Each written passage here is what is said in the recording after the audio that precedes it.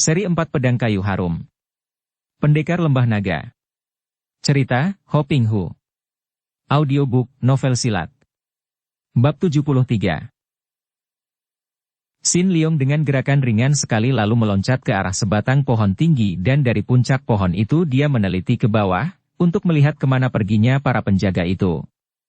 Dan tiba-tiba, dia menahan seruan heran melihat tubuh beberapa orang penjaga malang melintang di belakang semak-semak seperti orang tidur nyenyak, ataukah sudah tewas? Cepat dia meloncat turun dan lari ke tempat itu. Ternyata nampak belasan orang penjaga yang biasanya menjaga di bagian itu rebah malang melintang, sama sekali bukan tidur nyenyak atau mati, melainkan tidak sadar dalam keadaan tertotok semua. Ada musuh menyelundup masuk. Musuh yang lihai sekali, karena hanya musuh lihai sajalah yang berani merobohkan para penjaga hanya dengan totokan dan tidak membunuh mereka. Sin Leong tidak mau membuang waktu lagi dan cepat dia lalu berkelebat masuk ke dalam hutan kecil itu dan kembali tak lama kemudian dia sudah memeriksa keadaan sekeliling dengan meloncat dan memanjat ke puncak pohon yang tinggi. Akhirnya dia melihat gerakan dua orang yang cepat sekali di tengah hutan. Agaknya dua orang itulah musuh yang menyelundup, dan agaknya dua orang itu sedang menanti malam gelap untuk melanjutkan gerakan mereka, tentu saja untuk menyelundup ke istana Lembah Naga. Sin Leong lalu meloncat turun dan cepat sekali dia lalu menuju ke tempat itu, berindap-indap dengan hati-hati, akan tetapi cepat bukan main. Mereka itu adalah seorang pria dan seorang wanita. Keduanya sedang duduk di atas rumput, bersila, dan agaknya berunding sambil berbisik-bisik. Sin Leong mendekati dan mengintai, ingin melihat siapa adanya mereka itu. Kedua orang itu dari belakang kelihatan belum tua benar. Akan tetapi, tiba-tiba wanita itu tanpa menoleh telah menggerakkan tangan kirinya ke belakang dan nampak sinar hijau menyambar ke arah rumpun semak-semak di belakang mana Sin Leong mengintai. Itulah Siang Toke Swea, pasir beracun harum, senjata rahasia yang amat berbahaya. Sin Leong mengenal bahaya, maka dia pun meloncat berdiri dan mengelak ketika sinar hijau itu menyambar. Akan tetapi tiba-tiba wanita yang tadinya duduk bersila itu tahu-tahu sudah melayang ke arahnya dan menyerangnya sambil membentak. Robohlah! Akan tetapi tentu saja Sin Leong tidak demikian mudah dirobohkan, sungguh pun dia merasa terkejut bukan main menyaksikan kelihayan wanita yang cantik ini. Dia menggerakkan tangan menangkis sambil mengerahkan tenaga. Duh! Ai! Wanita itu agak terhuyung dan mengeluarkan seruan tertahan, karena dia merasa terkejut dan heran betapa pemuda itu bukan hanya mampu menangkis, bahkan tangkisannya sedemikian kuatnya, membuat dia hampir terhuyung. Tiba-tiba Sin Leong merasa betapa ada angin yang dahsyat menyambar dari samping. Tahulah dia bahwa ada orang pandai menyerangnya. Tentu pria tadi, pikirnya, maka sambil memutar kakinya, dia pun menangkis sambil mengerahkan tenaga sinkang karena dia tahu bahwa pukulan ini hebat sekali. Des! Dan akibatnya, keduanya terpental ke belakang dan keduanya sama-sama terkejut. Apalagi ketika mereka saling mengenal. Sin Leong memandang terbelalak kepada pria gagah perkasa yang ternyata bukan lain adalah ayah kandungnya sendiri, Chia Bun Ho. Maka kini teringatlah dia bahwa wanita itu adalah Yap In Hong, ibu tirinya, istri ayah kandungnya. Di pihak Chia Bun Ho, dia pun mengenal pemuda ini dan alisnya berkerut, mukanya berubah merah karena dia teringat betapa pemuda yang pernah dikasihi oleh mendiang ayahnya itu, bahkan yang telah mewarisi semua ilmu dari ayahnya, ternyata merupakan pemuda yang tidak berbudi, yang telah menghalangi dia dan istrinya membunuh musuh besar mereka, Kim Hong Liunio. Dan sekarang, pemuda ini agaknya malah membantu Pangeran Cheng Han Ho. Engkau? Chia Bun Ho membentak dan Yap In Hong juga menunda serangan lanjutannya mendengar ini. Dia memandang dan sekarang pun dia teringat kepada Sin Leong. Kiranya setan cilik ini berada di sini? Dia pun membentak marah. Sin Leong menghadapi mereka dan memandang tajam. Dia khawatir sekali melihat ayah kandungnya berkeliaran di situ. Akan tetapi dia pun merasa tidak senang melihat ibu tirinya, apalagi mendengar dia disebut setan cilik. Harap Jiwie segera pergi dari sini, katanya kemudian. Di sini amat berbahaya. Chia Bun Ho sudah merasa penasaran sekali. Dan engkau sendiri? Aku adalah penjaga di sini, maka aku tahu betapa bahayanya tempat ini. Bocah lancang! Chia Bun Ho membentak marah. Kau kira, kalau engkau yang berjaga, aku lalu merasa takut padamu? bocah setan ini memang perlu dihajar. Yap In Hong berseru karena dia pun merasa betapa anak ini amat buruk wataknya, tidak mengenal budi yang telah dilimpahkan oleh ketua Qin Ling Pai, mendiang ayah mertuanya. Sepatutnya Xin Liong ingat budi dan membantu Qin Ling Pai, bukan malah membantu pangeran pemberontak itu. Xin Liong juga marah, merasa direndahkan, akan tetapi dia menahan sabar dan hanya menggerak-gerakkan kedua tangannya. Pergilah, pergilah. Engkau yang pergi ke neraka, bocah murtad. Chia Bun Hou membentak dan dia sudah menyerang dengan pukulan tangan kanan ke arah kepala Xin Liong. Akan tetapi, Xin Liong dengan sigap dan cepatnya mengelak, memutar tubuhnya dan tahu-tahu dia pun sudah menyerang, bukan kepada ayah kandungnya, melainkan kepada Yap In Hong, dengan pukulan tangan kiri yang cepat dan dahsyat. Namun Yap In Hong adalah seorang wanita pendekar sakti yang berilmu tinggi, maka dengan cepat dia dapat menangkis pukulan itu. Terjadilah perkelahian yang seru dan membuat suami istri pendekar sakti itu terheran-heran tiada habisnya. Pemuda itu ternyata mampu menghadapi pengeroyokan mereka. Sama sekali tidak pernah terdesak malah, dan membalas setiap serangan dengan serangan balasan yang tidak kalah dahsyat dan ampuhnya. Bahkan pemuda itu dapat mainkan Tai Kek Sin Kun dengan amat baiknya, menangkis tenaga pukulan Tian Te Sin Chiang dengan tenaga pukulan Tian Te Sin Chiang pula yang tidak kalah kuatnya.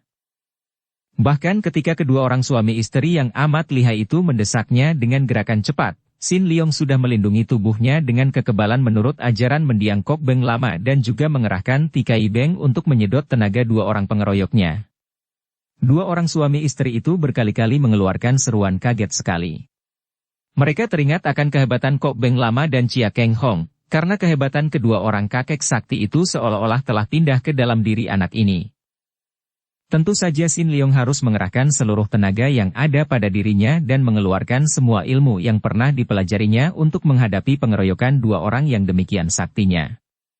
Hanya dia belum mau mempergunakan ilmu-ilmu yang dipelajarinya dari kitab-kitab Bu Beng Hut Chou karena betapapun juga, dia hanya membela diri dan membalas serangan dengan ilmu-ilmu yang didapatnya dari Kok Beng lama dan Chia Keng Hong sehingga boleh dibilang pemuda ini menghadapi dua orang lawannya dengan ilmu-ilmu yang sama.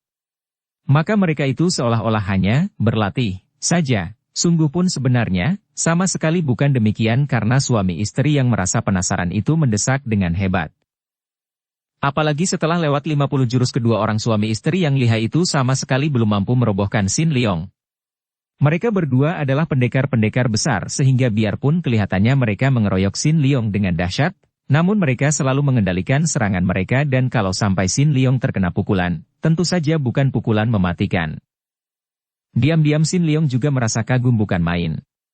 Ayah kandungnya ini memang hebat, dan ibu tirinya pun hebat.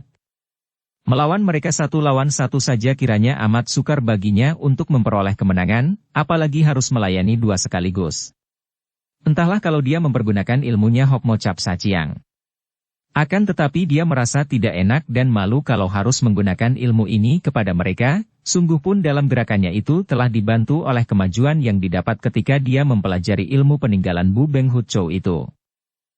Tiba-tiba terdengar suara gaduh dan muncullah puluhan orang prajurit yang dipimpin oleh seorang kakek tinggi besar yang bukan lain adalah Hai Liong Ong Pang Tek, orang pertama dari Lam Hai Sem Lo. Itu adalah pasukan penjaga dari sekitar hutan itu yang tertarik oleh perkelahian itu dan segera memasuki hutan dipimpin oleh kakek itu. Melihat ini, Chia Bun Hou dan Yap In Hong terkejut. Mereka datang untuk menyelidiki lembah naga, sesuai dengan perintah Pangeran Hang Chi. Akan tetapi kini mereka ketahuan. Menghadapi Xin Liong seorang saja sudah agak berat, apalagi kalau muncul puluhan orang penjaga. Mereka tidak takut, akan tetapi maklum bahwa tidak mungkin mereka berdua saja harus melawan ribuan pasukan yang berada di daerah itu. Maka Chia Bun Hou mengeluarkan suara melengking, nyaring yang menjadi isyarat bagi istrinya untuk melarikan diri. Suara lengkingan dahsyat itu luar biasa sekali, mengandung tenaga kaikang kuat sehingga beberapa orang pengawal terguling roboh. Melihat kedua orang itu melarikan diri, Xin Liong tidak mengejar dan membiarkan pasukan pengawal mengejar mereka, yakin bahwa tak mungkin pasukan pengawal itu akan mampu menyusul suami istri pendekar yang sakti itu. Sementara itu, Hai Liong Ong Pang Tek yang juga tahu akan kelihayan suami istri itu dan merasa jerih untuk pergi mengejar sendirian saja, lalu tersenyum kepada Xin Liong dan menjura sambil berkata, suaranya ramah. Senang sekali dapat bertemu dan bekerja sama dengan Tai Hiap. Sin Leong tidak menjadi bangga dan senang mendengar disebut Tai Hiap itu, yang dia tahu dilakukan oleh kakek ini untuk menghormatinya karena kakek ini tentu tahu bahwa dia dianggap adik angkat atau bahkan keluarga pangeran. Dia tidak tahu bahwa memang kakek ini kagum bukan main melihat dia mampu menandingi pengeroyokan dua orang suami istri yang terkenal sebagai pendekar-pendekar terbesar di masa itu. Tanpa menjawab, Sin Leong hanya mengangguk kemudian memutar tubuhnya dan pergi dari situ untuk kembali ke kamarnya di Istana Lembah Naga. Bicu telah menyambutnya. Dara ini tidak mau makan malam sebelum Sin Leong pulang dan begitu kekasihnya datang, dia menyambut dengan teguran. Sin Leong, kemana saja engkau sampai malam begini?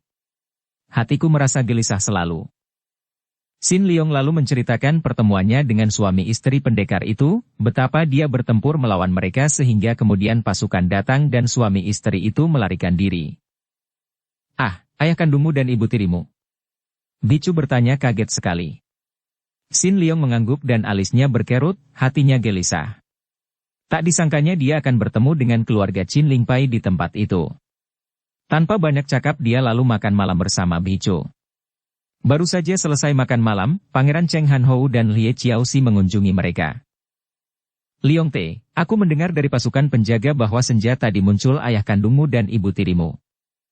Harap engkau tidak menyebut-nyebut tentang ayah kandung dan ibu tiri, Hou Ko. Sin Leong menegur, merasa tidak senang orang bicara seperti itu. Kalau Bicu yang menyebutnya, hal itu lain lagi.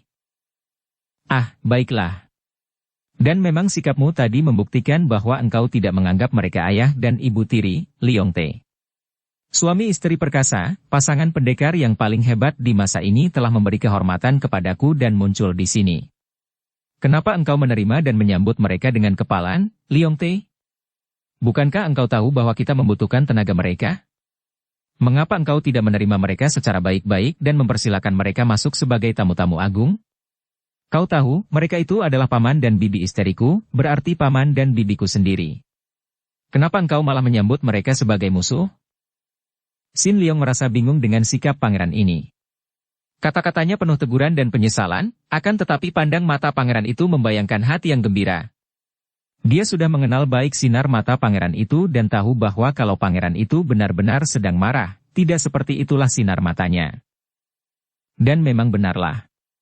Han Hou kecewa mendengar keluarga Qin Lingpai yang diharapkannya untuk dapat menjadi sekutunya itu datang sebagai musuh, akan tetapi dia pun girang melihat bukti kenyataan bahwa Sin Leong benar-benar hendak membelanya dan setia kepadanya sehingga pemuda ini, untuk menjaga keamanan di situ, tidak segan-segan untuk melawan ayah kandung sendiri. Tentu saja dia tidak tahu bahwa perkelahian itu bukan disebabkan oleh hal itu, melainkan karena Sin Leong didesak dan diserang oleh mereka.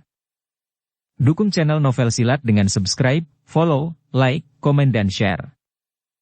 Juga Lie Qiaoxi segera berkata, suaranya halus tetapi mengandung teguran dan penyesalan. Leong Te, mengapa engkau tidak memberitahukan mereka bahwa aku berada di sini dan bahwa aku ingin sekali bertemu dan bicara dengan Paman Bun Hou dan Bibi In Hong? Ah, aku sudah mengutus orang menyampaikan surat kepada keluarga kami, keluarga Qin Lingpai, akan tetapi begitu Paman dan Bibi muncul, engkau malah menyerang mereka. Sin Leong tahu benar bahwa apa yang keluar dari mulut kakak misannya ini memang jujur dan sebenarnya, berbeda dengan ucapan pangeran yang tentu mengandung hal-hal tersembunyi yang tidak dipercayanya. Maka diam-diam dia merasa lega bahwa ayah kandungnya itu telah pergi dari Lembah Naga dan berarti lolos dari ancaman bahaya yang dia tidak dapat membayangkan bagaimana. Maafkan, Hou Ko dan Li Hiap. Dia tetap tidak mau menyebut Piao Qi kepada Lie Qiaoxi, melainkan menyebut Li Hiap karena kalau dia menyebut Piao Qi, sama artinya bahwa dia menerima Qin Lingpai sebagai keluarganya. Padahal, dia tidak akan mengemis akan hal itu. Akan tetapi ketika aku melihat betapa mereka berdua merobohkan belasan orang penjaga dengan totokan, aku menjadi curiga dan menyerang mereka. Terjadilah perkelahian kemudian muncul Hai Leong Ong Pang Tek dan pasukan penjaga, dan mereka melarikan diri. Sudahlah. Pangeran menarik napas panjang seperti orang menyesal, padahal hatinya terasa lega karena betapapun juga, dia agak jerih terhadap suami istri itu. Semua itu terjadi karena salah sangka. Kelak kalau mereka muncul dalam pertemuan rapat besar orang-orang Kang Ou, tentu akan dapat kita terangkan duduknya perkara dan aku mohon maaf kepada Paman Chia Bun Hou dan Bibi Yap In Hong. Pangeran itu menyebut dua nama ini dengan paman dan bibi, suaranya begitu sungguh-sungguh dan mesra seolah-olah dia memang sudah menerima suami istri itu menjadi keluarganya. Hal ini menggirangkan hati Chiao Si, akan tetapi menimbulkan curiga di dalam hati Sin Leong. Pemuda ini tahu bahwa sang pangeran menganggap suami istri itu sebagai saingan besar untuk memperebutkan julukan jagoan nomor 1 di dunia. Aku harus waspada, pikir Sin Leong. Bukan waspada menjaga keamanan lembah naga, melainkan waspada mengamati gerak-gerik pangeran itu untuk menjaga keselamatan Bicu dan dirinya sendiri, dan kalau mungkin keselamatan Chiao Si. Bagaimanakah suami istri pendekar itu tiba-tiba dapat muncul di lembah naga? Seperti telah kita ketahui, Chia Bun Hou dan istrinya, Yap In Hong, bersama dengan Lie Seng pergi ke kota raja dan mereka bertiga berhasil melarikan Sun Eng dari dalam tahanan di istana Pangeran Cheng Han Hou. Akan tetapi, Sun Eng tidak dapat ditolong dan meninggal dunia, sedangkan Lie Seng yang merasa berduka sekali itu akhirnya lalu mengikuti seorang Hueshio tua untuk mengasingkan diri dari dunia ramai dan masuk menjadi seorang Hueshio yang tidak lagi mencampuri urusan duniawi. Chia Bun Hou dan Yap In Hong lalu kembali ke kota raja dan berhasil menemui Pangeran Hang Chi. Kemudian mereka menerima berita baik sekali, yaitu bahwa mereka sekeluarga Qin Ling Pai telah dibebaskan daripada tuduhan memberontak dan tidak lagi menjadi buruan pemerintah. Dengan girang mereka lalu menyampaikan berita ini kepada kedua orang kakak mereka, yaitu suami istri Yap Kun Leong dan Chia Giok Keng yang masih bersembunyi di selatan. Mereka berdua kemudian menitipkan putra mereka dalam asuhan suami istri yang lebih tua itu karena mereka sudah berjanji dengan Pangeran Hang Chi untuk membantu pangeran itu menghadapi usaha pemberontakan Cheng Han Hou. Demikianlah, kedatangan mereka ke utara itu adalah dalam rangka tugas ini, yaitu melakukan penyelidikan tentang kegiatan pangeran peranakan Mongol itu. Tak mereka sangka, mereka telah dipergoki oleh Sin Leong. Setelah berhasil melarikan diri keluar dari lembah naga, suami istri ini lalu mengirim laporan tentang lembah naga yang terjaga ribuan orang pasukan Mongol dan bangsa-bangsa utara lainnya itu secara panjang lebar. Kemudian mengutus seorang di antara para penyelidik untuk membawa laporan itu ke sebelah dalam tembok besar. Mereka berdua sendiri masih menanti di luar lembah naga untuk mengikuti perkembangan usaha Pangeran Cheng Han Hou mengadakan pertemuan besar dengan tokoh-tokoh Kang Ou. Seringkali mereka membicarakan tentang Sin Leong. Bocah setan itu benar-benar lihai sekali, kata Yap In Hong. Sungguh luar biasa bocah seperti itu memiliki semua ilmu-ilmu Qin Ling Pai sedemikian sempurnanya. Dia telah mewarisi semua kepandaian mendiang suhu Kok Beng lama. Dan juga kepandaian mendiang ayah, kata Bun Hou sambil menarik napas panjang. Aku sendiri sebagai putra tunggal ayah tidak mewarisi Tikai Beng, juga Enci Giok Keng sebagai putri tunggalnya pun tidak. Yang mewarisi hanyalah Kakanda Yap Kun Leong seorang. Akan tetapi siapa kira, bocah setan itu kini mewarisinya, dan dapat mempergunakannya dengan mahir sekali. Dia telah menggabung ilmu-ilmu dua orang guru besar secara hebat. Dia akan merupakan lawan yang tangguh sekali. Memang benar. Sungguh aku tidak mengerti mengapa suhu Kok Beng lama dan ayahku menurunkan semua ilmu mereka kepada bocah tak berbudi itu sehingga kini semua ilmu kita sendiri dipergunakan untuk melawan kita dan membela pangeran pemberontak. Sungguh penasaran sekali, dan kalau saja mendiang ayah dan mendiang suhu Kok Beng lama dapat melihat hal ini, tentu mereka berdua akan merasa menyesal sekali. Sudahlah, tidak perlu kita gelisah dan khawatir. Bagaimanapun juga, dia masih amat muda dan belum berpengalaman. Mungkin saja dia kena terbujuk oleh pangeran itu, siapa tahu?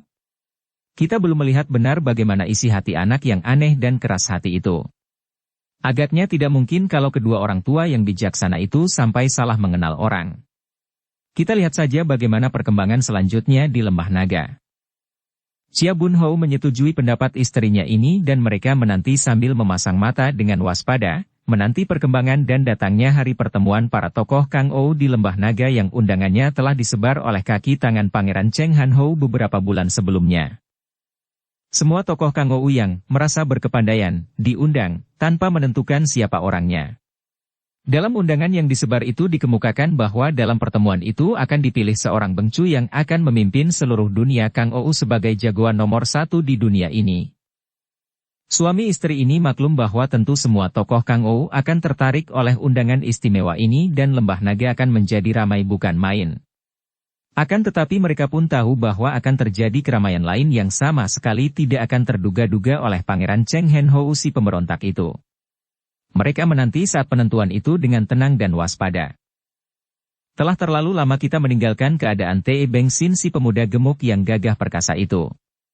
Setelah kita mengetahui bahwa yang memiliki Shi, nama keturunan, Te adalah ibu kandungnya yang telah menjadi Nikou, sedangkan ayah kandungnya sesungguhnya adalah Kui Hok Boan, maka nama lengkapnya tentu saja bukan Te Beng Sin melainkan Kui Beng Sin.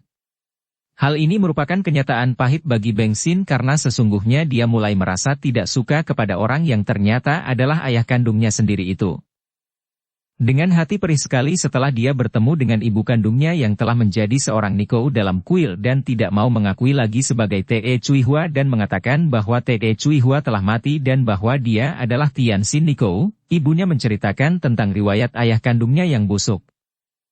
Akan tetapi ada juga sedikit hiburan di dalam hatinya, yaitu bahwa ibunya itu melalui kata-kata Tian Xin Nikou, telah menyetujui perjodohannya dengan putri Ciok Piausu yang baik budi dan gagah itu. Dia tidak lagi mengharapkan ayah kandungnya yang sudah ditinggalkannya. Dia tidak lagi dapat mengharapkan perjodohan dengan seorang di antara dua putri kembar ayah kandungnya itu, karena Lan dan Lin ternyata adalah adik-adik tirinya sendiri, seayah berlainan ibu. Maka dengan besar hati dia meninggalkan ibunya dan berangkatlah pemuda gemuk yang berwatak gembira ini menuju ke Suzhou di Honan, di mana dia tahu keluarga Ciok, terutama sekali Ciok Siu Landara yang manis itu, telah menantinya dengan penuh harapan. Dan apa yang dibayangkannya itu memang benar. Ketika dia tiba di rumah calon mertuanya itu, dia disambut dengan gembira dan meriah sekali. Siu Landara itu tidak mengeluarkan sepatah pun kata, akan tetapi wajah yang manis itu menjadi cerah sekali. Sepasang matanya yang bening itu berkaca-kaca, basah dan berkilauan, mulutnya yang mungil itu mengulum senyum dan setelah mengerling dan tersenyum malu-malu kepada Beng Sin, memberi hormat, dia lalu melarikan diri dengan langkah-langkah kecil ke dalam rumah, membanting dirinya di atas pembaringan dalam kamarnya dan menangis karena girang. Ciok Piausu dan istrinya, calon ayah dan ibu mertua Beng Sin, menyambut pemuda itu dengan girang, dan mereka mendengarkan dengan wajah serius ketika Beng Sin menceritakan segala yang telah dialaminya. Pemuda ini merasa bahwa kalau dia mau menjadi keluarga mereka ini, dia harus menceritakan segala keadaannya. Tentu saja dia tidak mau menceritakan keburukan ayah kandung sendiri. Yang mula-mula sekali dikatakannya adalah, "Saya telah membunuh kakak tiri saya sendiri." Tentu saja pengakuan ini mengejutkan Ciok Piausu dan istrinya. Akan tetapi setelah Beng Sin menceritakan segalanya, tentang perbuatan Siong Bu yang mencelakakan Lan Lan dan Lin Lin, tentang pertempuran yang terjadi di antara mereka karena marah, kemudian tentang kematian Siong Bu dalam perkelahian itu, Ciok Piausu menarik napas panjang dan berkata, "Engkau tidak bersalah dalam hal itu. Tewas dalam perkelahian memperebutkan kebenaran adalah sudah jamak." Besar hatinya mendengar pendapat calon ayah mertuanya ini, Beng Sin lalu menceritakan segala-galanya. Betapa ayah dan ibunya telah berpisah, dan ibunya kini menjadi Nikou dan tidak mau lagi mencampuri urusan duniawi. Betapa dia sendiri menjadi bentrok dengan ayahnya karena peristiwa kematian kakak tirinya itu dan dia sendiri tidak ingin kembali kepada ayah kandungnya. Betapa ibunya, sebagai Nikou, merestui perjodohan yang diusulkan oleh keluarga Ciok. Semua itu didengarkan oleh suami istri dengan penuh kesungguhan hati dan juga kagum. Pemuda calon mantunya ini benar-benar seorang yang amat jujur, tidak mau menutupi segala keburukan keluarganya sendiri. Jauh lebih baik mempunyai seorang mantu yang jujur seperti ini daripada kalau menyembunyikan dan merahasiakan segala kebusukan keluarganya. Dengan sikap jujur seperti itu, Beng Sin sudah membuktikan bahwa dia tidaklah busuk seperti kakak tirinya atau ayah kandungnya sendiri. Saya sendiri sungguh mati tidak pernah dapat mengerti mengapa ayah kandung dan kakak tiri saya begitu tega untuk mencelakakan Lan Moi dan Lin Moi, menyerahkan mereka kepada pangeran keparat itu. Akhirnya Beng Sin berkata sambil mengepal tinjunya. "Kalau saya berkepandaian, tentu akan saya tolong Lan Moi dan Lin Moi. Akan tetapi apa daya saya terhadap seorang seperti pangeran itu?" "Tenangkan hatimu, Beng Sin," kata calon ayah mertuanya. "Kedua orang adikmu itu telah selamat." Bagaimana, Gahu, ayah mertua, bisa tahu?" Biarpun agak malu-malu, dia tidak ragu-ragu lagi menyebut ayah mertua sehingga menggirangkan hati Ciok Piausu. Mereka telah diselamatkan oleh kakak tiri mereka yang bernama Liong begitu, demikian menurut pendengaranku, dan mereka kini bahkan telah kembali ke rumah Chiang Piaosu ketua Hek Eng Piao Kiok yang menganggap mereka seperti anak sendiri, bahkan mereka datang bersama ayah mereka. Muka yang gemuk itu memandang dengan melongo, terheran-heran akan tetapi juga girang sekali mendengar bahwa Lan Lan dan Lin Lin selamat. Ah, tentu Sin Liong yang menyelamatkan mereka.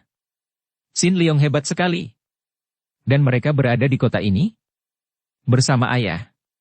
Pertanyaan terakhir ini bernada tak senang. Benar, dan mereka kini telah membeli rumah sendiri. Engkau harus cepat mengunjungi ayahmu dan adik-adikmu itu, Beng Sin. Kami girang bahwa engkau dapat berkumpul dengan keluargamu yang kini telah pindah ke sini. Sungguh kebetulan sekali dan mudah untuk mengesahkan perjodohan antara engkau dan Siulan. Akan tetapi wajah yang gemuk dan bulat itu menjadi muram dan dia menggeleng kepala. Saya tidak akan mengunjungi ayah. Suami istri itu saling pandang, kemudian Ciok Piaosu berkata, nada suaranya bersungguh-sungguh. Beng Sin, kami mengharap engkau tidak mengecewakan hati kami dengan melesetnya pandangan kami tentang dirimu. Kami memandangmu sebagai seorang pemuda gagah perkasa yang baik budi dan bijaksana. Akan tetapi, semua itu akan tidak ada gunanya kalau engkau sekarang hendak bersikap murtad dan kejam terhadap ayah kandung sendiri. Akan tetapi, Gak Hu, hanya sayalah yang tahu betapa jahatnya dia, betapa kejamnya, sudah terlalu banyak hal keji dilakukan ayah. Saya merasa malu sendiri, bahkan putri-putrinya sendiri pun hendak diserahkan kepada pangeran itu, seperti domba-domba diserahkan kepada jagal untuk disembelih. Cukup, Beng Sin. Tiba-tiba Ciok Piaosu berkata dengan suara keras dan tegas. Kami tidak ingin mendengar keburukan-keburukan orang, apalagi kalau orang itu adalah ayah kandungmu. Betapapun banyak penyelewengan yang pernah dilakukannya, apakah engkau sebagai putranya tidak menaruh hati kasihan dan tidak mau memaafkannya? Dia sekarang, sakit parah. Beng Sin terkejut. Benar, Beng Sin, sambung ibu mertuanya. Ayahmu itu sedang menderita penyakit yang payah, maka sebaiknya kalau engkau cepat menengoknya agar terhibur hati orang tua itu. Juga, kasihan dua orang adikmu itu yang merasa bingung melihat ayah mereka sakit. Mendengar betapa Kui Hok Boan sakit payah, dan dua orang gadis kembar itu menjadi bingung, timbul rasa kasihan dalam hati Beng Sin. Betapapun juga, ayah kandungnya atau bukan, Kui Hok Boan adalah orang yang telah melimpahkan banyak budi kebaikan kepadanya. Dan dia amat menyayang dua orang darah kembar itu, bahkan pernah dia jatuh hati kepada Lin Lin sebagai seorang pria yang mencinta wanita, sungguh pun kini cintanya itu berubah menjadi cinta seorang kakak terhadap seorang adiknya. Baik, saya akan pergi mengunjungi mereka. Giranglah hati ayah dan ibu mertua ini dan mereka lalu menunjukkan jalan ke arah rumah tinggal Lan Lan, Lin Lin, dan ayah mereka. Dengan jantung berdebar Beng Sin menuju ke rumah yang cukup besar itu. Kiranya, dengan bantuan keluarga Chiang Piaosu, Kui Hok Boan kini membeli sebuah rumah, tentu saja, yang mengurusnya adalah Chiang Piaosu bersama Kui Lan dan Kui Lin, dan tinggal di rumah ini, Kui Lan dan Kui Lin mempergunakan uang hasil penjualan perhiasan untuk membeli rumah dan perabot-perabot rumah. Kemudian sisa harta mereka itu mereka serahkan kepada ayah angkat mereka, Chiang Piaosu ketua Hek Eng Piao Kiok, untuk dijalankan, sehingga modal itu dapat menghasilkan keuntungan dan tidak akan habis dimakan menganggur begitu saja. Ketika Kui Lan dan Kui Lin melihat siapa orangnya yang datang berkunjung, keduanya menjadi girang dan juga terharu. Mereka menubruk dan memegangi kedua tangan Beng Sin sambil menangis. Sinko! Kui Lan terisak. Sinko, kenapa baru sekarang kau muncul? Kui Lin juga menangis. Beng Sin tidak dapat menahan runtuhnya beberapa butir air matanya melihat dua orang darah kembar yang disayangnya ini. Lan Moi. Lin Moi, terima kasih kepada Tian bahwa kalian dalam selamat, katanya berulang-ulang. Dia terharu sekali memandang wajah Kui Lan yang ternyata sekarang adalah adik tirinya, sedarah dengan dia, seayah. Kami diselamatkan oleh Liong Koko, kata Kui Lan. Dan Liong Koko yang menyuruh kami membawa ayah pindah ke sini, sambung Kui Lin. Sukar bagi mulut Beng Sin untuk bertanya tentang ayahnya. Sudah tahukah dua orang kembar ini bahwa dia adalah saudara sedarah dengan mereka? Dan sudah dengarkah mereka tentang kematian Siong Bu? Yang paling buruk harus dibicarakan lebih dulu, pikirnya, maka dia lalu berkata. Lanmoy dan Linmoy, aku telah membunuh Buko. Dua orang darah itu mengangguk dan mengusap air mata. Kami sudah mendengar semua itu dari Liong Koko, Sinko, kata Kuilan. Bukan salahmu, Sinko, Buko memang jahat dan dia tewas dalam perkelahian karena engkau membela kami. Kami sudah tahu akan semua itu dari Liong Koko dan dari ayah. Kami pun sudah tahu bahwa engkau adalah putra kandung ayah pula, seperti juga mendiang Buko. Kami sudah mendengar banyak, Sinko, tentang ayah, dia. Kuilan tak dapat melanjutkan kata-katanya dan menangis. Dari kata-kata ayah mereka yang sering mengigau dan bicara sendiri itu, akhirnya keluarlah semua rahasia Kui Hok Boan dan tahulah dua orang darah kembar itu betapa ayahnya dahulu adalah seorang yang amat kejam dan jahat, yang telah menganiaya dan merusak banyak sekali wanita. Ayah mereka adalah seorang laki-laki mata keranjang yang suka merayu dan menyia-nyiakan wanita yang telah menjadi korbannya. Bahkan mereka tahu pula bahwa pembunuh ayah Baby Chu, teman Sin Leong itu, juga adalah ayah mereka sendiri. Beng Sin mengangguk-angguk. Agak ringan hatinya setelah mendengar bahwa dua orang adiknya ini pun sudah tahu segala hal tentang ayah mereka. Bagaimana, ayah? Tanyanya dengan kaku karena dia masih belum dapat menerima kenyataan bahwa Kui Hok Boan adalah ayah kandungnya sendiri.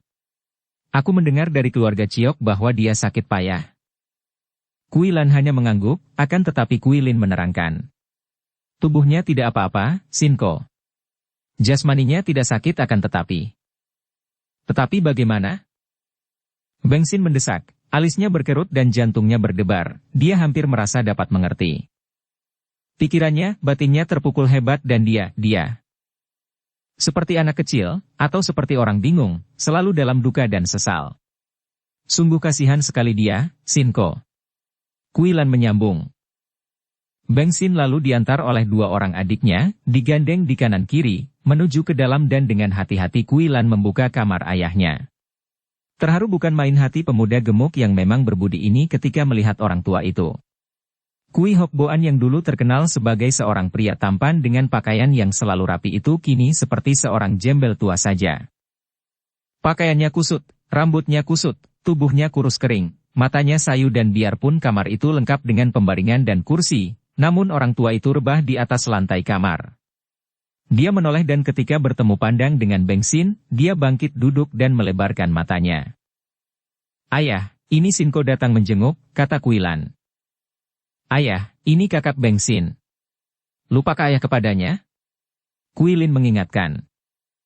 Beng Sin. Beng Sin, anakku, kata orang tua itu lirih seperti berbisik. Beng Sin tak dapat menahan keharuan hatinya. Dia menjatuhkan diri berlutut di depan orang tua itu sambil menitikkan air mata. Ayah. Dia tidak dapat bicara apa-apa lagi kecuali menyebut ayah kepada orang tua itu. Mau bicara apakah? Beng Sin, engkau anakku, ya, engkau telah membunuh Xiongbu. Kenapa engkau tidak membunuh aku sekalian? Bunuhlah aku, Beng Sin, seperti aku telah membunuh ibumu, Te Cui Hua, seperti aku membunuh ibu Xiongbu, Kuan Xiang Li, seperti aku telah membunuh Liong Sikui. Ya, ibu-ibu kalian telah mati di tanganku semua, huhuk, mati karena aku, bunuhlah aku, huhuk. Dan orang tua itu pun menangis seperti anak kecil. Beng Sin terkejut dan memandang dengan muka pucat. Kuilin lalu menarik tangan Beng Sin, diajaknya bangun dan mereka lalu meninggalkan orang tua itu. Kuilan menutupkan kembali daun pintu kamar itu perlahan-lahan. Suara isak tangis orang tua itu masih terdengar. Dia selalu begitu, kata Kuilin berbisik. Kalau ditanggapi, makin menjadi-jadi. Sebaiknya didiamkan dan dia akan tertidur. Beng Sin menggeleng-geleng kepalanya. Sungguh kasihan sekali ayah kita, dia harus menderita batin seperti itu. Itukah hukum karma? Siapa menanam bibitnya dia akan memetik buahnya, kata Kuilin meragu. Betapapun juga, itu merupakan pelajaran bagi kita. Ayah kita pernah melakukan kesesatan dalam kehidupannya, biarlah itu memperingatkan kita agar kita tidak sampai melakukan penyelewengan dan menjadi sesat, kata Kuilan.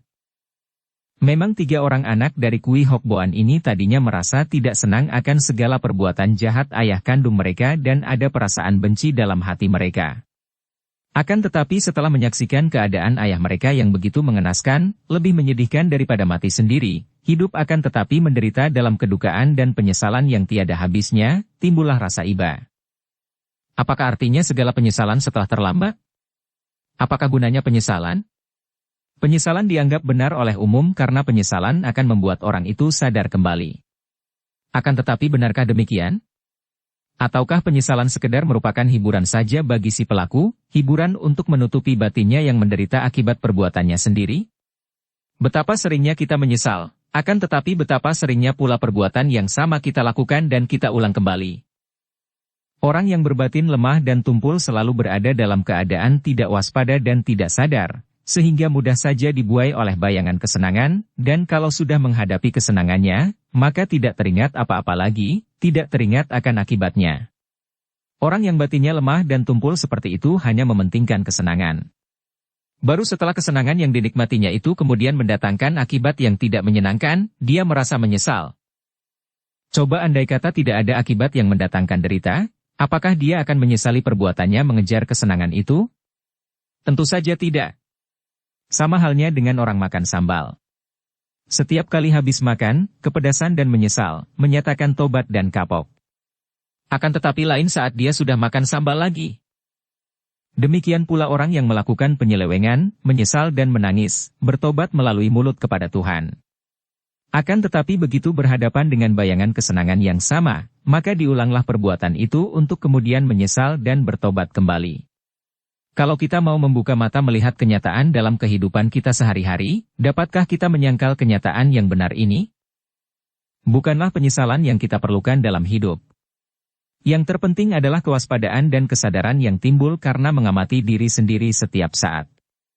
Pengamatan inilah yang akan menimbulkan kebijaksanaan dan kecerdasan, yang akan meniadakan penyelewengan dan kesesatan. Dan kalau tidak ada penyelewengan dan kesesatan, tidak perlu lagi ada penyesalan dan bertobat.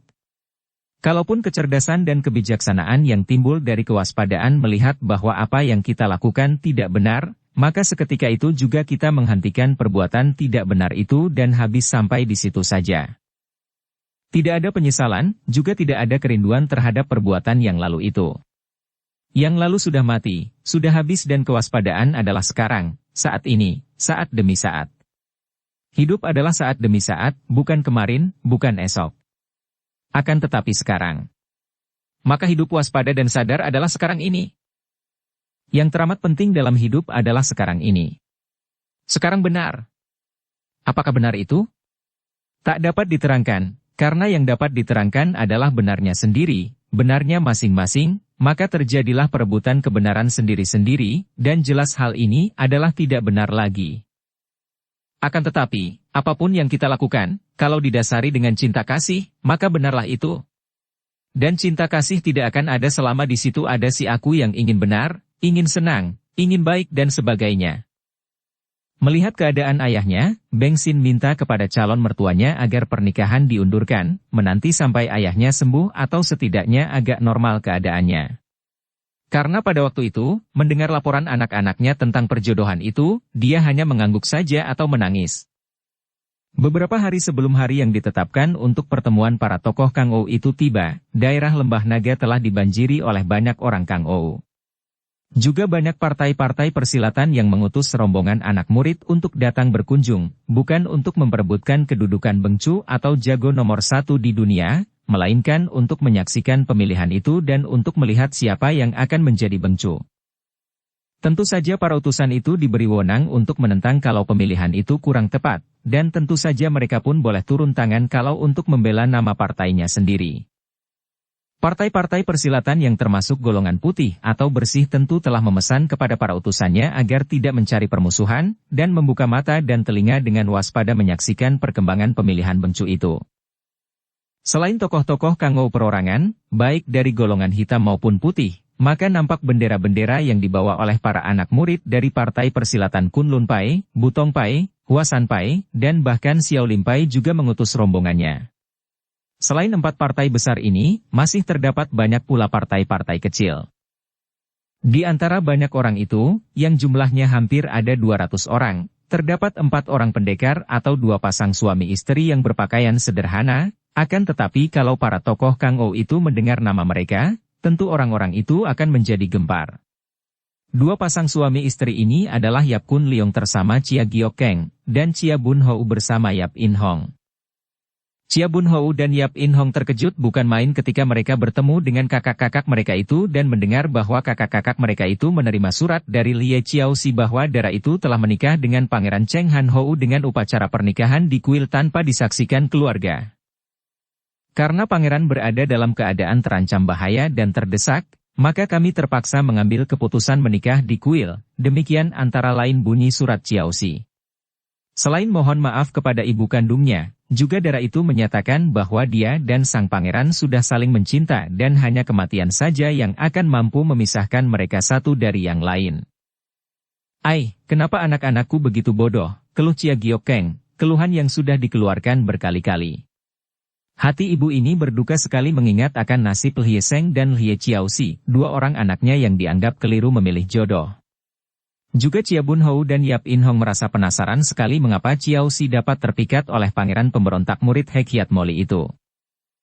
Hanya Yap Kun Leong seorang yang tidak mengeluarkan kata, akan tetapi di dalam hatinya pendekar yang sudah matang oleh gemblengan pengalaman hidup ini mengerti apa artinya orang jatuh cinta dan dia sama sekali tidak dapat menyalahkan Lie Seng maupun Lie Chiaoxi.